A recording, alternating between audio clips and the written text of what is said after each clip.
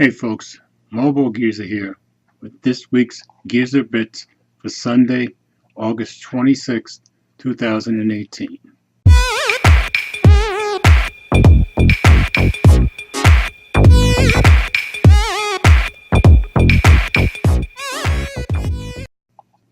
Of course, the big thing this week was the Galaxy Note 9 shipped, and a lot of guys got their phones and started putting up videos.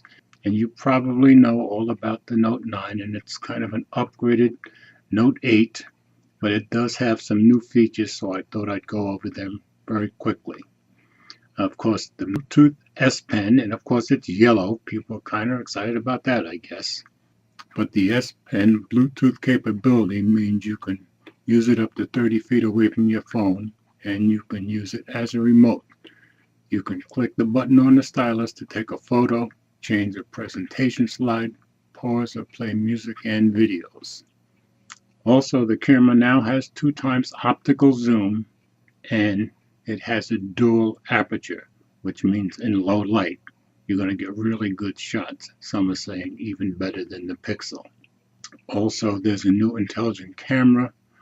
One feature is the scene optimizer, which recognizes what kind of object you're photographing and adjusts the settings automatically for the best shot. And it also has flaw detection that will let you know if the image is blurry, or if the subject blinked, or if there's a smudge on the lens. So that's kind of cool. So that's my highlights from the Galaxy Note 9. You've probably heard a lot more about it than I have. Of course, one of the big stories this week was the T-Mobile affected up to 2 million customers. They say the hack occurred from overseas. They didn't say what country it came from. It affected about 3% of T-Mobile's 77 million customers. Now, the data breach included names, billing zip codes, phone numbers, email addresses, account numbers, and account types. No credit card numbers or passwords were accessed, so they say. Supposedly, they sent a text to anybody who was affected. I'm a T-Mobile customer. I didn't get a text. I hope I'm not affected. I hope you weren't either. Also, there's a related story that AT&T and Sprint, and of course T-Mobile, have flaws in their security. So all in all, it hasn't been a good week for the providers where security is concerned. And the big story from California this week, it seems that Verizon has been throttling, including those first responders at the Mendocino complex fire. The fire chief said there were at least 3 instances where the firefighters' devices were being throttled. Of course, this drew widespread criticism, as it should, because these guys are risking their lives to save people's lives and property, and Verizon's throttling them. So I think they're adjusting that.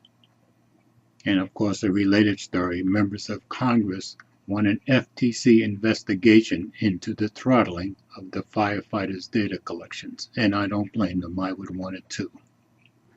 And I ran across an interesting little story. The most popular Apple accessory at Best Buy is the 3.5mm headphone jack to Lightning port dongle. It seems that has been outselling every other accessory by a ton since Q2 of last year.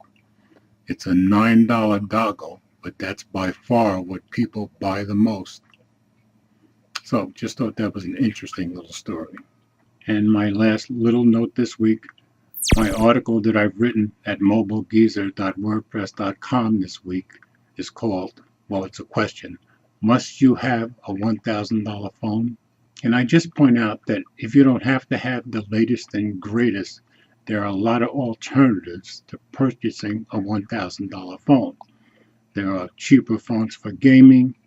There are cheaper iPhones, both new and used, which of course you'll be getting the updates for years. And of course, if you're just using your phone for text, calls, checking Facebook, Twitter, Instagram, and taking the occasional photo, well, there's tons of phones from $200 on up to $800.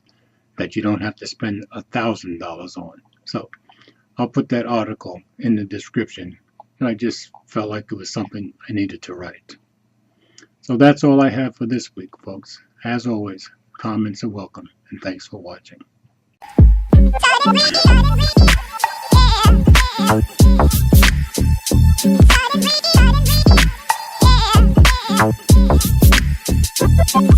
Yeah.